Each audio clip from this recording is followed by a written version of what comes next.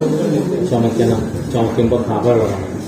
ചുമച്ചാൽ കഫം കൊടുക്കുന്നത് കഫം പല മതിയായി. കഫമാണ് പോകുന്നത് നോക്കുമ്പോൾ അതൊക്കെ കഫം നിറഞ്ഞിട്ട് കഫം കുറെ പോട്ടെ, ചുമക്കട്ടെ, ചുമച്ച് കഫം കീഴോട്ടായിരുന്നു. ഹോളി കൂടെ വരാൻ തുപ്പാനായിട്ട് ചുമ വരണം. അപ്പോൾ നമ്മൾ ദേഹത്ത് വേപ്പ് ഇരുന്ന് അതിൻ്റെ വെള്ളം നനഞ്ഞ് അത് നീരായി നീര് കെട്ടി തരാം. നീർ കെട്ടുമ്പോൾ പനി വരും. പനി വന്നാൽ വെള്ളത്തെ കുറുക്കി കഫത്തിനെ പുറത്താക്കാൻ വേണ്ടി ചുമ വരും. കേട്ടുക ആ ചുമയാണ് കഫം പുറത്തേക്കാക്കുന്നത്. ചുമക്കട്ടെ, കഫം കീഴോട്ട് ഇറങ്ങുകയാണ്. അപ്പോൾ അത് ഛർദ്ദിച്ചിട്ട് മലത്തിൽ കൂടിയ കഫമായിട്ടാണ് എടുക്കും. ചുമച്ച് തുപ്പാനുള്ള കഴിവായിട്ടില്ല. ഭസ്മം എടുത്ത് പനിയൊന്നും ഒന്നുമില്ല.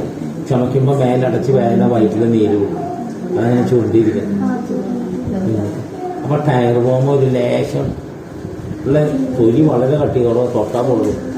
ലേശം അതാണ് അതിന് നീറ്റം. വേദനയില്ലാത്ത പൊള്ളുന്നുണ്ടാവും. അതാണ് ആ വേണ്ടെന്ന് പറഞ്ഞത്. പൊള്ളും, ടയറുമ്പോൾ കരിയാൻ പോവാണ്. ലേശം വേറെ വരും. വയറൊന്ന് ലേശം പെരുത്ത് കയ്യിലെടുക്കുന്നില്ലായിട്ട് കട്ടിയിലെടുത്ത് പറ്റരുത്. നീ ടയർ പറ്റണ്ട, അത് പേടിയാണ്. ഞാൻ അത് പറഞ്ഞ കാര്യത്തോളം പറ്റുന്ന ഒരു കോച്ചിലുണ്ടാവും. അതുകൊണ്ടാണ് നീര് പോകും.